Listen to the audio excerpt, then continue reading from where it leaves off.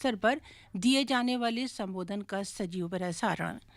विवरण दे रहे हैं श्वेत खां हिंदी में और ज्योति अलावत अंग्रेजी में। नमस्कार। इस विशेष प्रसारण में आपका स्वागत है। अब से कुछ देर बाद माननीय प्रधानमंत्री श्री नरेंद्र मोदी उद्योग मंडल एसोचैम के स्थापना सप्ताह को वीडियो कॉन्फ्रेंसिंग के माध्यम से संबोधित करेंगे और आपको बता दें प्रधानमंत्री इस मौके पर रतन टाटा को Assocham enterprise of the century award भी प्रदान करेंगे और वो टाटा समूह की ओर से ये पुरस्कार प्राप्त करेंगे। Namaskar and a very good morning to all our dear listeners tuned in to All India Radio.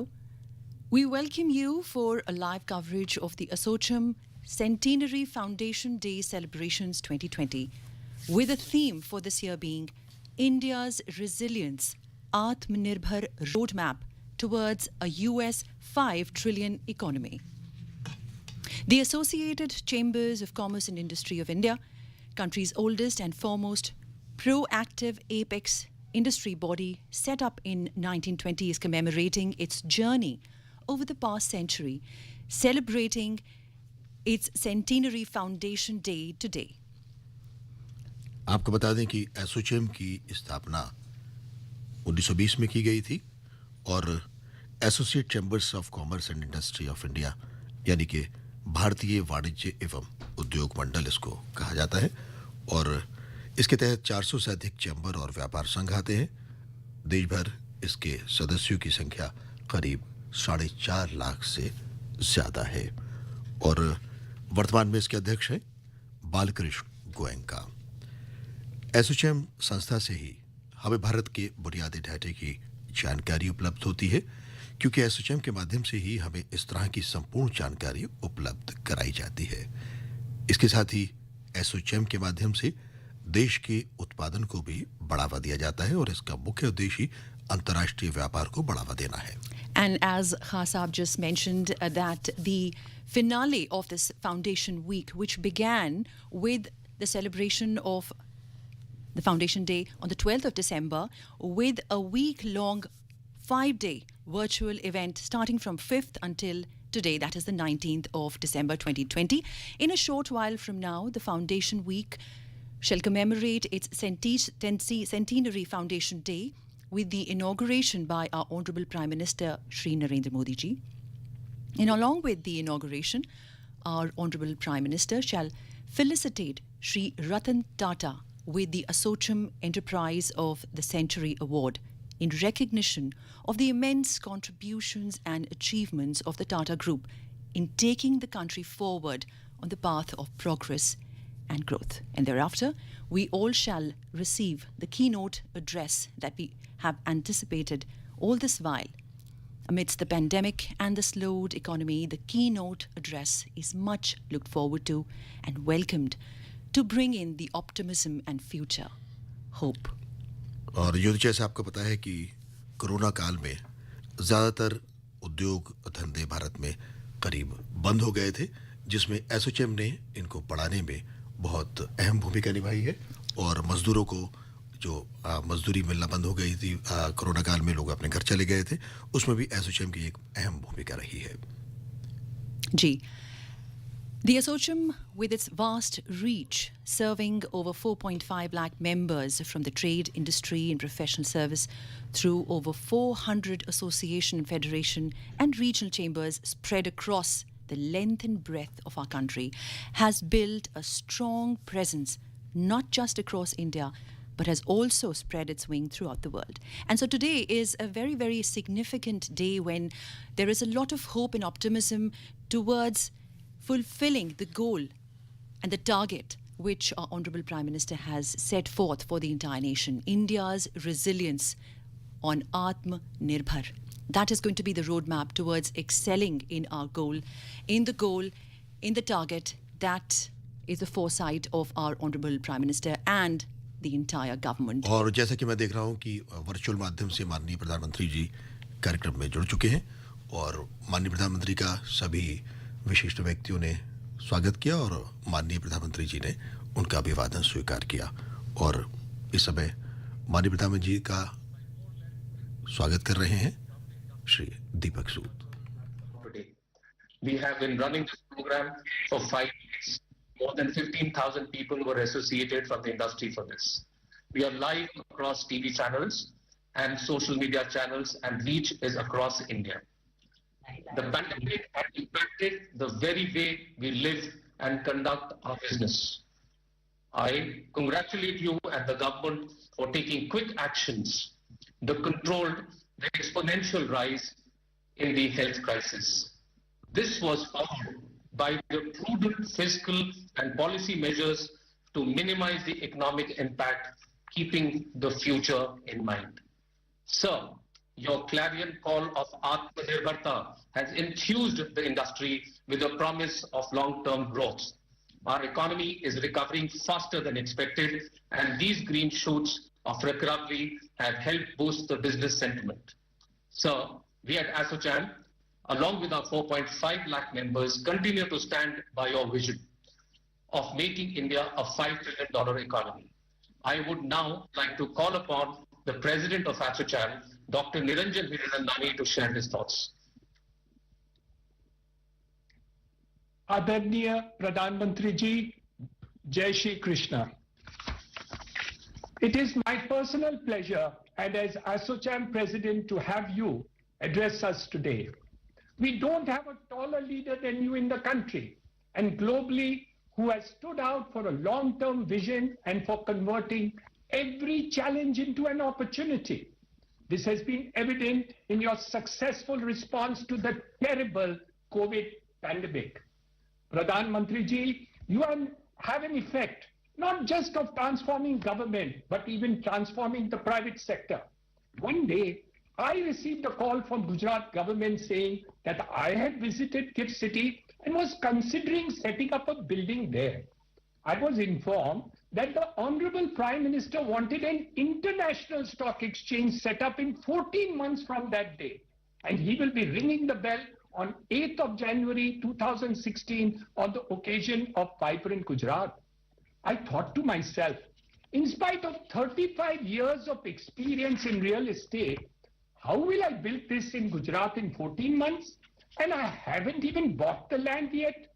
But the Narendra Modi idea, effect and vision is something to experience.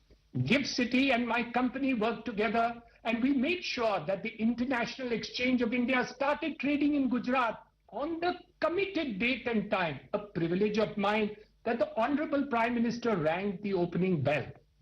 This was a 16-story, 4 lakh square feet building built with international stock exchange standard and set up the fastest stock exchange trading system in the world. This is one experience of a relatively small businessman like me. The change we are going to see in every businessman, every project and government agency in the Atmanirbhar Bharat towards a $5 trillion economy. Your $1 trillion digital dream has inspired my son Darshan to complete Asia's largest Tier 4 data center in Mumbai, inaugurated recently, and your energy policy has made us complete India's first floating LNG terminal in Maharashtra as well. We as a nation have been infected by your mantra of self-belief, the clarion call of Atmanirbhar Bharat. This self-belief is greatly evident in the manufacturing sector, which is all set to leverage on your PLI scheme to make India as a global factory in the next 5 years and achieve the $5 trillion economy. The bullet train construction in Gujarat, now the bullet train of the Indian economy, will zoom ahead in 2021. We at ASSOCHAM are already seeing a strong V-shaped recovery, something you have spoken about. And recent green shoots are now leading a multiple rebound to pre-COVID growth rate. And we at ASSOCHAM visualize a 10% positive GDP by the end of 2021. We also see an exemplary example of leadership about to happen. For example, the Pradhan Mantri Awas Yojana, affordable housing for all, an ambitious target of 2022 to construct 1.1 crore houses. we will be completed ahead of time. While the COVID-19 pandemic may have caused a slowdown, India's inherent resilience and capabilities combined with your vision and stimulus packages announced by you will help India transform into a new Bharat with an accelerated growth path fueled by the national infrastructure pipeline of 111 lakh crores. Finally, Pradhan Mantri ji, service and philanthropy are the ideals of the people of our nation and the greatest pillar of its success and dharma. Countless Indians contribute towards the betterment of Indian society in small ways and large. Here is a man who has contributed his whole life. He has been a custodian and steward of India's largest industrial house. He has been probably the longest and largest philanthropist India has ever seen. It gives me great pride to welcome a person who needs no introduction, Mr. Ratan Tata. It is a matter of great honor for me to witness Mr. Ratan Tata receiving this award at the hands of the Honorable Prime Minister of India, Shri Narendra Modi ji, and a fitting moment to close ASSOCHAM's 100 years in the presence of two of its greatest subjects. Jai Hind, Jai Bharat. Thank you, Mr. Niranjan Hiranandani. May I now call upon Chairman of our Centenary Committee, Shri Balkrishan Goenka, to share his thoughts. Good morning, नमस्कार। आज हमारे लिए बहुत ही गर्व की बात है कि जगत के लोकप्रिय हमारे आदरणीय प्रधानमंत्री जी श्री नरेंद्र मोदी जी, जो पिछले साल एसोचैम के सेंटेनरी ईयर सेलिब्रेशन में शामिल हुए थे, और आज ठीक एक साल बाद उनकी उपस्थिति ये दर्शाती है कि प्रधानमंत्री जी के लिए इंडस्ट्री भी कितनी महत्वपूर्ण है। एसोचैम और उससे जुड़े हुए 4.5 लाख सदस्यों की ओर से मैं आपका अभिनंदन करता हूं और इस समारोह की शोभा बढ़ाने के लिए मैं आपका बहुत बहुत आभारी हूं। Friends, under the patronage of our honourable prime minister, ASSOCHAM kicked off its centenary years last December with a renewed agenda. Then suddenly the world was stuck with a pandemic at a scale we have not experienced in our lifetime. COVID-19 caused immense disruption to healthcare system, macro and microeconomics, and financial system at a global scale. For a nation like us, with such a large population, it was a humongous challenge. लेकिन हर संकट को अवसर में बदलना ये हमारे प्रधानमंत्री जी की खासियत है. This time, he again demonstrated how a visionary leader can build a new dawn with imagination, insight, and bold decision to serve the nation and its people. When the whole world was still in dilemma on how to deal with the pandemic, our Honorable Prime Minister was amongst the first few world leaders to announce complete lockdown, which played an important role in controlling the spread of COVID-19 in the country. प्रधानमंत्री जी जो हमेशा आम लोगों की भलाई और उनके हित के लिए संघर्ष करते रहे हैं, हर क्रिटिसिज्म के भी उन्होंने इस कठिन समय में लोगों को हर संभव राहत पहुंचाने की कोशिश की. आज जब हम पिछले 8 महीनों को देखें तो ये पता चलता है कि प्रधानमंत्री जी का लिया गया हर निर्णय देश और जनहित में था, और हमारा देश आज पूरे विश्व में एक उदाहरण बन के सामने आया है. सही मायनों में यही तो जान है तो जहान है. इस मोटो के तहत कई सारे कदम लिए गए ताकि आम जनता को हर संभव सहायता मिल पाए. Whether it was creating new capacity for manufacturing, PPE and ventilators, creating isolation wards, converting 20,000 railway coaches into isolation stations, or developing a vaccine for the pandemic. और यहाँ मैं ये आपको ये बताना चाहूँगा कि प्रधानमंत्री जी के नेतृत्व में कैसे हमारे देश ने इस क्राइसिस में एक छोटी सी बट बहुत ही इम्पोर्टेंट नई अपॉर्चुनिटी क्रिएट की. हमारा देश जो PPE इंपोर्ट करता था, सिर्फ 6 महीनों में हम वर्ल्ड के सबसे बड़े प्रोड्यूसर और आज नेट एक्सपोर्टर बन गए हैं. ये दर्शाता है कि डरना नहीं, कुछ करना है. सोच थी कि कैसे आम आदमी के रोजगार और इंडस्ट्री को फिर से ट्रैक पर लाया जाए, और इसके लिए कई सारे कदम उठाए गए, और कुछ ही महीनों में हमारी इंडस्ट्री और इकोनॉमी आज वापस ट्रैक पर आ गई है. Today the whole world is looking at India as an investment destination global supply chain. Friends, today we also have amongst us another towering personality, not just of India, but globally, Sri Ratan Tata. It is a great privilege for ASSOCHAM jury to have chosen him for his extraordinary work, and he is now recognized and awarded by our Honorable Prime Minister.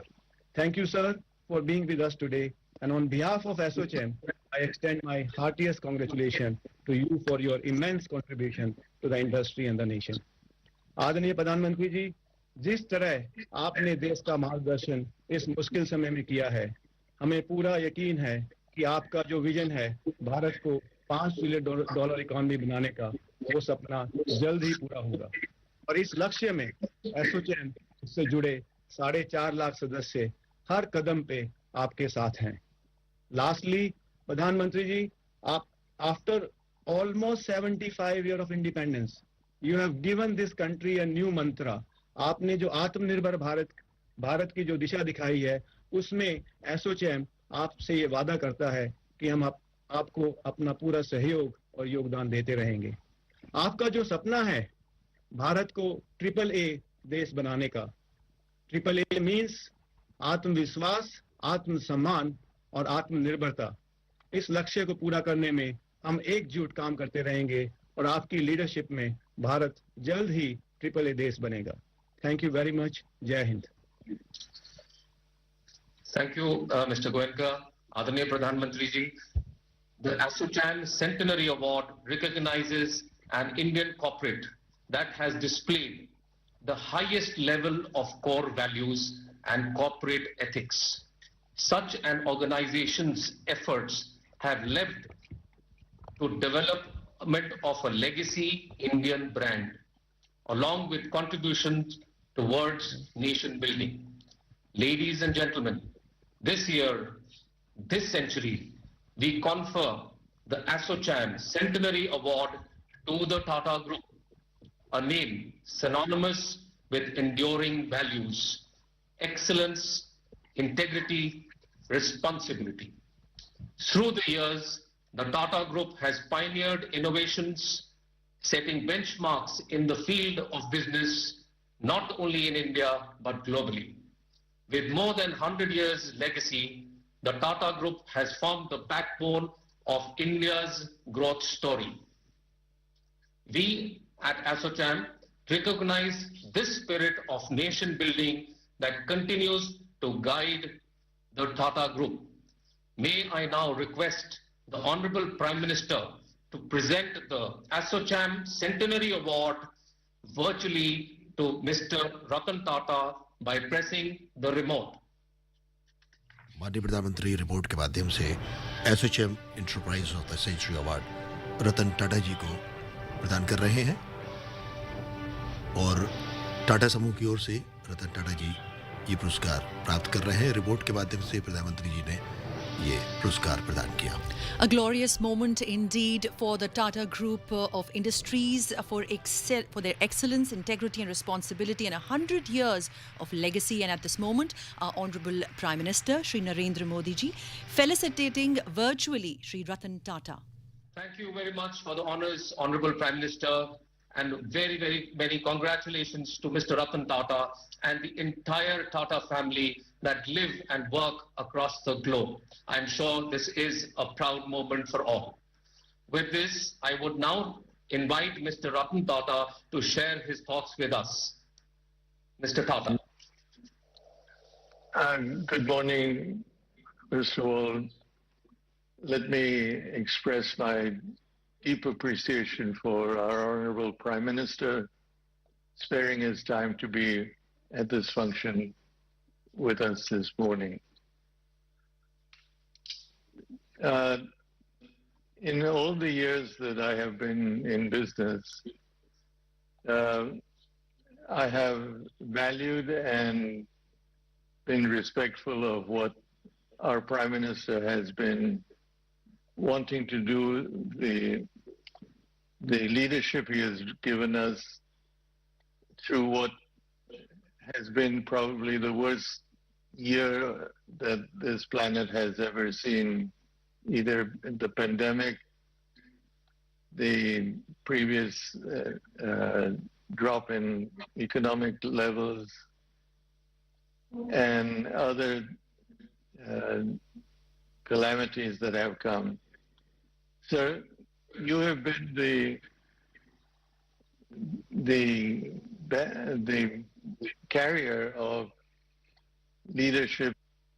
You have not dithered, you have not escaped, you have turned and frontally led the country through this difficult period, for which I would say that we should all be most obliged. Yes, there will be periods of discontent, there will be opposition that will raise the head, but there has never been any dithering or any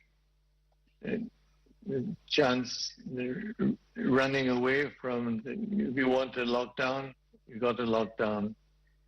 You showed the country as one that responded to shutting off all power and lights for a few minutes.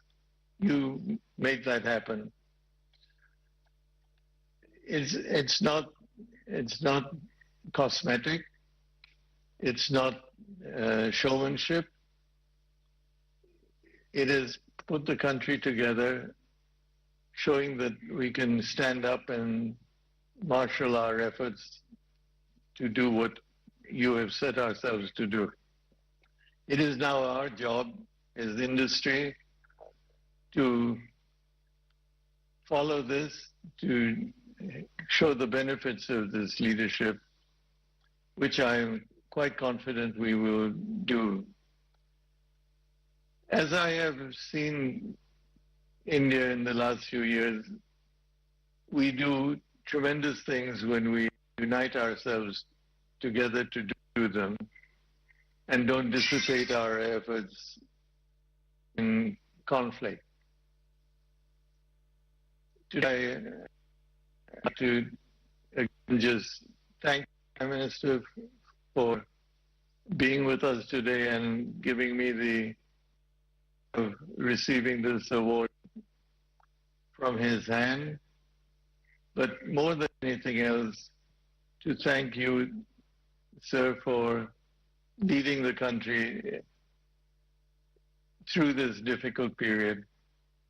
I think if we all stand together and follow what you have said, what you have done, what you have shown, we will have a situation where the world will look at us and say, this Prime Minister said it could happen, and he made it happen. Sir, thank you again. It's a great honor for me. And I've not been as articulate as you have always been, but take it from an amateur that appreciate what you've done. Thank you, sir.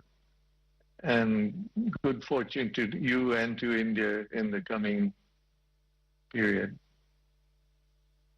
Thank you, sir.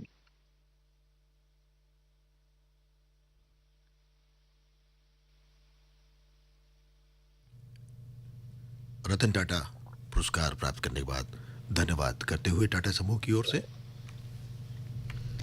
And those glorious words of appreciation by Shri Ratan Tata. And at this moment, we all receive the keynote address by our Honorable Prime Minister.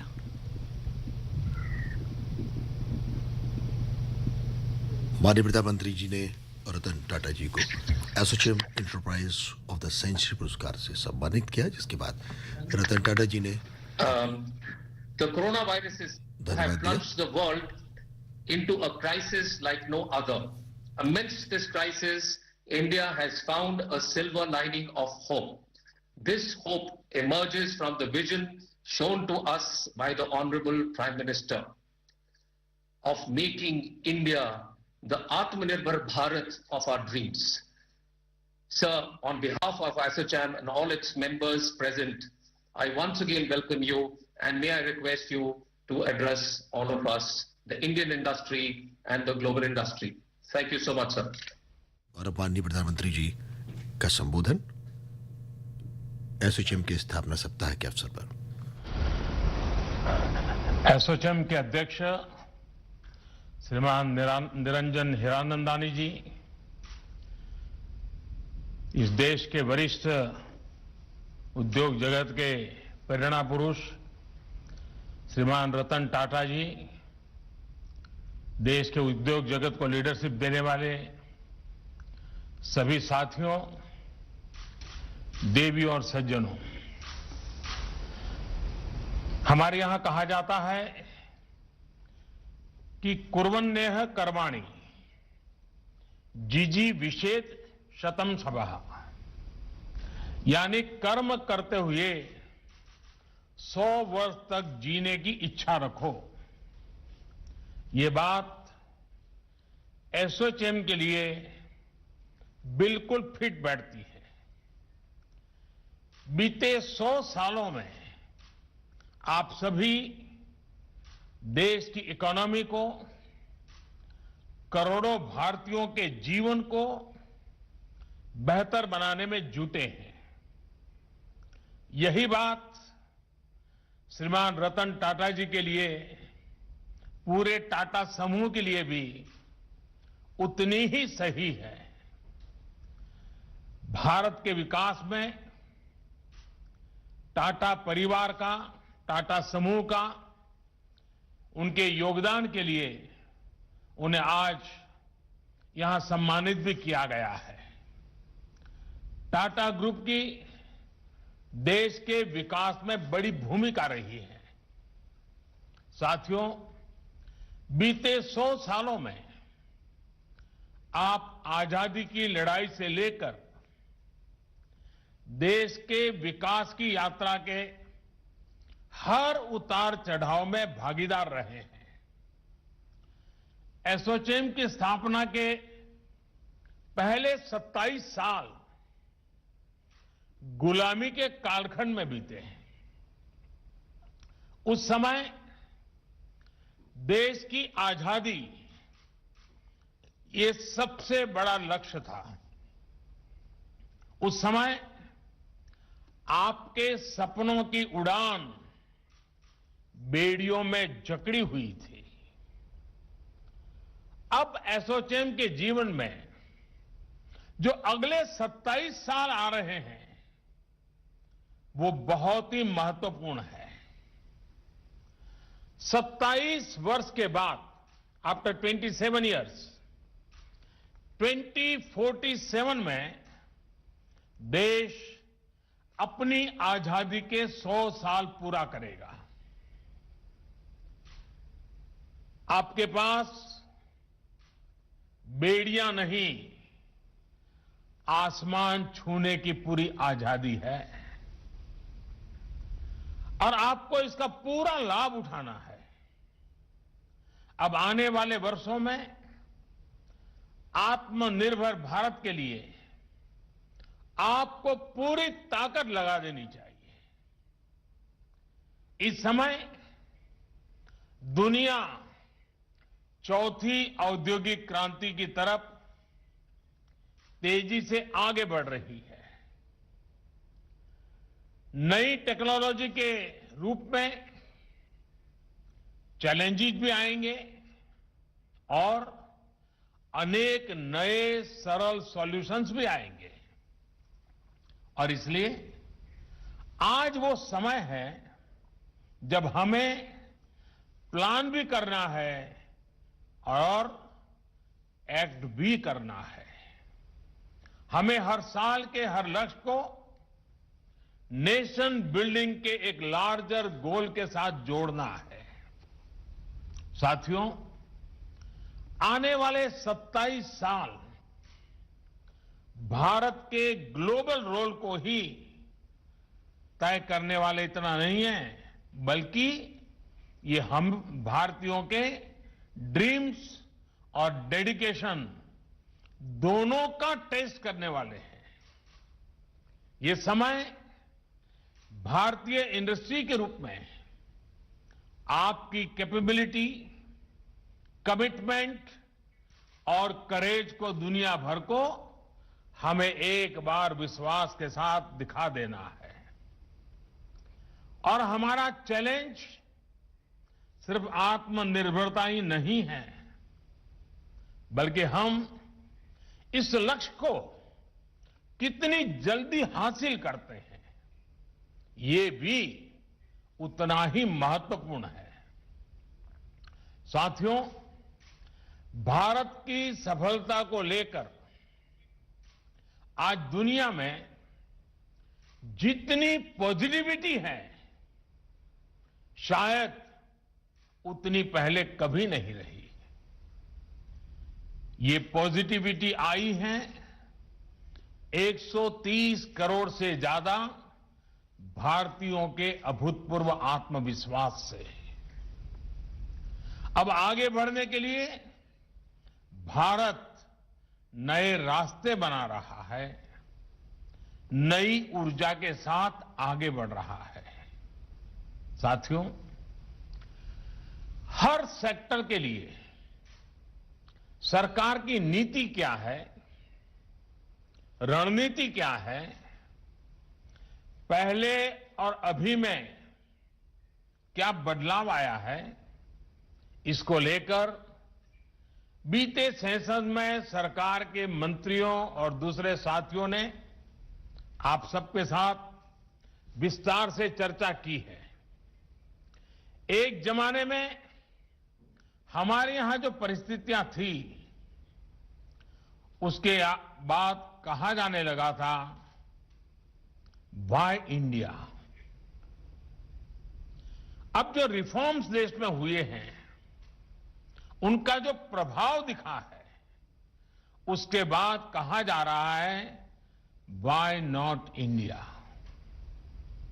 अब जैसे पहले कहा जाता था कि जब tax rate इतने ऊंचे हैं तो वाई इंडिया, आज यही लोग कहते हैं कि जहां सबसे अधिक कॉम्पिटिटिव टैक्स रेट्स हैं तो वाई नॉट इंडिया। पहले रेगुलेशंस और रूल्स का जाल था तो स्वाभाविक रूप से चिंता के साथ निवेशक पूछते थे, वाई इंडिया। आज वही कह रहे हैं कि लेबर लॉ में ईज ऑफ कॉम्प्लायंस है तो वाई नॉट इंडिया। पहले सवाल होता था कि इतना रेड टेप है तो वाई इंडिया। अब वही लोग जब रेड कारपेट बिछा हुआ देखते हैं तो कहते हैं, वाई नॉट इंडिया। पहले शिकायत होती थी कि इनोवेशन का कल्चर उतना नहीं है तो वाई इंडिया। आज भारत के स्टार्टअप इकोसिस्टम की ताकत देकर दुनिया विश्वास से कह रही है, वाई नॉट इंडिया। पहले पूछा जाता था कि हर काम में इतना सरकारी दखल है तो वाई इंडिया। आज जब प्राइवेट पार्टिसिपेशन पर भरोसा किया जा रहा है, विदेशी निवेशकों को एनकरेज किया जा रहा है, तो वही लोग पूछ रहे हैं, वाई नॉट इंडिया। पहले शिकायत थी कि डिजिटल इंफ्रास्ट्रक्चर के अभाव में काम संभव नहीं तो वाई इंडिया। आज जब इतना आधुनिक डिजिटल इकोसिस्टम हमारे यहां है तो सेंटिमेंट है, वाई नॉट इंडिया। साथियों, नया भारत अपने सामर्थ्य पर भरोसा करते हुए, अपने संसाधनों पर भरोसा करते हुए आत्मनिर्भर भारत को आगे बढ़ा रहा है। और इस लक्ष्य की प्राप्ति के लिए मैन्युफैक्चरिंग पर हमारा विशेष फोकस है। मैन्युफैक्चरिंग को बढ़ावा देने के लिए हम निरंतर रिफॉर्म्स कर रहे हैं। रिफॉर्म्स के साथ साथ रिवॉर्ड्स को आज देश की नीति का अहम माध्यम बनाया गया है। पहली बार 10 से ज्यादा सेक्टर्स को एफिशिएंसी और प्रोडक्टिविटी आधारित इंसेंटिव के दायरे में लाया गया है। मुझे खुशी है कि बहुत कम समय में ही इसके पॉजिटिव रिजल्ट भी देखने को मिल रहे हैं। इसी तरह बेहतर कनेक्टिविटी, बेहतर सुविधाएं और लॉजिस्टिक को कॉम्पिटिटिव बनाने के लिए चल रहे सब प्रयास भी इंडस्ट्री के लिए रिवॉर्ड ही है। हमारे लाखों एमएसएमईज के लिए चाहे उसकी परिभाषा को बदलना हो, क्राइटेरिया में बदल लाना हो, सरकारी कॉन्ट्रैक्ट में प्रायोरिटी हो या फिर लिक्विडिटी से जुड़ी समस्याओं का हल करना हो, ये भी बहुत बड़ा प्रोत्साहन ही है। साथियों, देश आज करोड़ों युवाओं को अवसर देने वाले एंटरप्राइज और वेल्थ क्रिएटर के साथ है। आज भारत के युवा इनोवेशन के स्टार्टअप दुनिया में अपना नाम बना रहे हैं। सरकार की एक एफिशिएंट और फ्रेंडली इकोसिस्टम बनाने के लिए निरंतर कोशिश जारी है।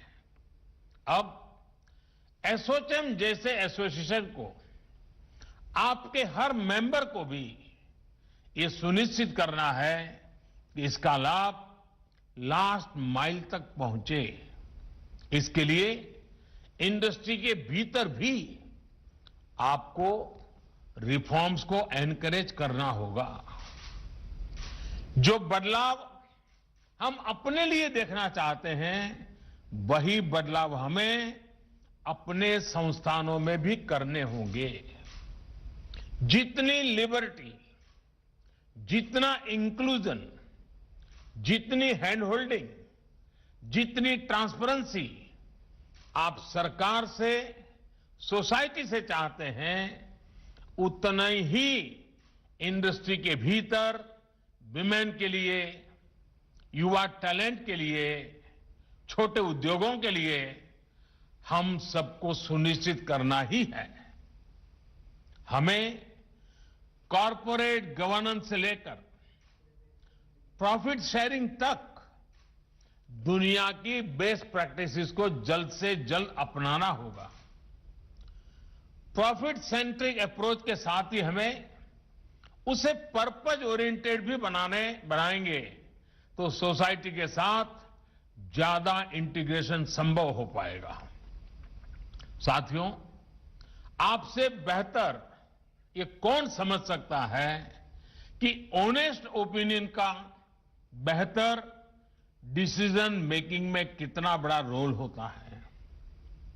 कई बार हमें लोग मिलते हैं, कहते हैं कि ये शेयर बढ़िया है, ये सेक्टर बढ़िया है, इसमें इन्वेस्ट कर दो। लेकिन हम पहले ये देखते हैं कि वो सलाह देने वाला, तारीफ करने वाला खुद भी उसमें इन्वेस्टमेंट कर रहा है या नहीं कर रहा है। यही बात इकोनॉमीज पर भी लागू होती है। आज इंडियन इकोनॉमी पर दुनिया को भरोसा है, इसके प्रमाण है। पैंडेमिक के दौरान जब पूरी दुनिया इन्वेस्टमेंट के लिए परेशान है, तब भारत में रिकॉर्ड एफडीआई और पीएफआई आया है। दुनिया का ये कॉन्फिडेंस नए स्तर पर पहुंचे, इसके लिए डोमेस्टिकली भी हमें अपने इन्वेस्टमेंट को कई गुना बढ़ाना है। आज आपके पास हर सेक्टर में इन्वेस्टमेंट के लिए संभावनाएं भी हैं और नए अवसर भी हैं। साथियों, निवेश का एक और पक्ष है जिसकी चर्चा आवश्यक है। ये है research and development, R&D। R&D पर होने वाला निवेश। भारत में R&D पर निवेश बढ़ाए जाने की बहुत जरूरत है। अमेरिका जैसे देश में जहां R&D पर 70% निवेश प्राइवेट सेक्टर का होता है, हमारे यहां इतना ही पब्लिक सेक्टर द्वारा किया जाता है। इसमें भी एक बड़ा हिस्सा आईटी, फार्मा और ट्रांसपोर्ट सेक्टर में है। यानी आज जरूरत यह है कि आर&डी में प्राइवेट सेक्टर की भागीदारी बढ़े। कृषि, डिफेंस, स्पेस, एनर्जी, कंस्ट्रक्शन, यानी हर सेक्टर में हर छोटी बड़ी कंपनी को आर&डी के लिए एक निश्चित अमाउंट तय करना चाहिए। साथियों, आज जब लोकल को ग्लोबल बनाने के लिए हम मिशन मोड पर आगे बढ़ रहे हैं, तो हमें हर जियो पॉलिटिकल डेवलपमेंट पर तेजी से रिएक्ट करना होगा। ग्लोबल सप्लाई चेन में आने वाली किसी भी अचानक आई डिमांड को भारत कैसे पूरा करेगा, इसके लिए एक प्रभावी मैकेनिज्म होना जरूरी है। इसमें आप विदेश मंत्रालय की भी मदद ले सकते हैं। कोविड से इस संकट काल में हमने देखा है कि विदेश मंत्रालय के पूरे नेटवर्क का बेहतर उपयोग होने से किस तरह हम तेजी से अपने लक्ष्य हासिल कर सकते हैं। विदेश मंत्रालय, कॉमर्स एंड ट्रेड और एसोचैम जैसे इंडस्ट्री के संगठनों के बीच बेहतर तालमेल आज समय की मांग है। मैं आपसे आग्रह करूंगा कि ग्लोबल ट्रांसफॉर्मेशन पर तेजी से रिएक्ट करने के लिए, तेजी से रिस्पॉन्स करने के लिए मैकेनिज्म बेहतर कैसे हो, इसके लिए आप हमें अवश्य अपने सुझाव दें। आपके सुझाव मेरे लिए बहुत मूल्यवान है। साथियों, भारत अपनी जरूरतों को पूरा करते हुए दुनिया की मदद करने में भी सक्षम है। फार्मर से लेकर के फार्मा तक भारत ने ये कर दिखाया है। कोरोना काल में भी तमाम मुश्किलों के बावजूद भारत ने फार्मेसी ऑफ द वर्ल्ड की जिम्मेदारी निभाते हुए दुनिया भर में जरूरी दवाइयां पहुंचाई है। अब वैक्सीन के मामले में भी भारत अपनी जरूरतें तो पूरी करेगा ही, दुनिया के अनेक देशों की उम्मीदों पर भी खरा उतरेगा। साथियों, रूरल और अर्बन डिवाइड को कम करने के लिए जो प्रयास सरकार बीते 6 सालों से कर रही है, इंडस्ट्री उन प्रयासों को मल्टीप्लाई कर सकती है। एसोचैम के मेंबर्स हमारे गांव के प्रोडक्ट्स को ग्लोबल प्लेटफॉर्म देने में बहुत मदद कर सकते हैं। आजकल आप देखते सुनते होंगे कि कोई स्टडी आ गई कि इस चीज में बहुत प्रोटीन है, ये बहुत प्रोटीन रिच है, तो लोग उसे खाना शुरू कर देते हैं। हम उसे इंपोर्ट करना शुरू कर देते हैं। हमें पता तक नहीं होता है कि हमारे घर में, हमारे टेबल पे, हमारी थाली में किस प्रकार से विदेशी चीजें घुस जाती है। हमारे यहां देश में ऐसी ही चीजों का कितना बड़ा भंडार है, और ये भंडार देश के किसानों के पास है, देश के गांवों में है। हमारी ऑर्गेनिक फार्मिंग, हर्बल प्रोडक्ट्स, ऐसी बहुत सी चीजें हैं जिन्हें एसोचैम द्वारा प्रमोट किया जाना चाहिए। दुनिया के बाजार में भारत की पैदावारों का डंका बजना चाहिए। इनसे जुड़े कंपटीशन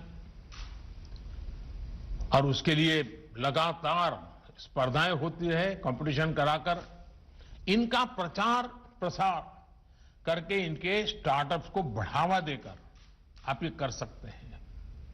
भारत सरकार हो, राज्य सरकारें हो, फार्म ऑर्गेनाइजेशंस हो, सभी को मिलकर इस दिशा में काम करने की आवश्यकता है। अगर हमारे फार्म सेक्टर को बेहतर प्रमोशन मिले, बेहतर इंफ्रास्ट्रक्चर मिले, बेहतर मार्केट मिले तो हमारी पूरी ग्रामीण अर्थव्यवस्था बुलंदी पर पहुंच सकती है। साथियों, 21वीं सदी की शुरुआत में अटल जी ने भारत को हाईवे से कनेक्ट करने का एक बहुत बड़ा लक्ष्य रखा था। आज देश में फिजिकल और डिजिटल इंफ्रास्ट्रक्चर पर विशेष फोकस किया जा रहा है। गांव के किसान की रीच भी डिजिटल ग्लोबल मार्केट तक हो, इसके लिए देश के हर गांव तक ब्रॉडबैंड कनेक्टिविटी पहुंचाने में हम जुटे हैं। इसी तरह हमारे आईटी सेक्टर को और ताकत देने के लिए आईटी और बीपीओ सेक्टर की बाधाएं भी हटाई गई हैं। डिजिटल स्पेस की सिक्योरिटी के लिए एक के बाद एक कदम उठाए जा रहे हैं। साथियों, बेहतर इंफ्रास्ट्रक्चर के निर्माण के लिए फंडिंग से जुड़े हर एवेन्यू का उपयोग किया जा सकता है। पब्लिक सेक्टर बैंकों को मजबूत करना, बॉन्ड मार्केट्स की संभावनाओं को बढ़ाना, ये उसी दिशा के प्रयास है। इसी तरह सोवरिन वेल्थ फंड्स और पेंशन फंड्स को टैक्स में रियायत दी जा रही है। रीट्स और इन्वेट्स को प्रमोट किया जा रहा है। इंफ्रास्ट्रक्चर से जुड़े एसेट्स को भी मोनेटाइज किया जा रहा है। साथियों, जरूरी सुविधाएं देना, यही माहौल बनाना ये सरकार कर सकती है। सरकार प्रोत्साहन दे सकती है, सरकार नीतियों में बदलाव कर सकती है, लेकिन ये आप जैसे इंडस्ट्री से जुड़े साथी हैं जो इस सपोर्ट को सक्सेस में बदलेंगे, आत्मनिर्भर भारत का सपना साकार करेंगे। इसके लिए नियम कायदों में जरूरी बदलाव के लिए देश मन बना चुका है, देश प्रतिबद्ध है। बीते 6 वर्षों में हम 1500 से ज्यादा पुराने कानून खत्म कर चुके हैं। देश की जरूरत को देखते हुए नए कानून बनाने का काम भी निरंतर जारी है। 6 महीने पहले जो कृषि सुधार किए गए, उनके लाभ भी अब किसानों को मिलना शुरू हो गए हैं।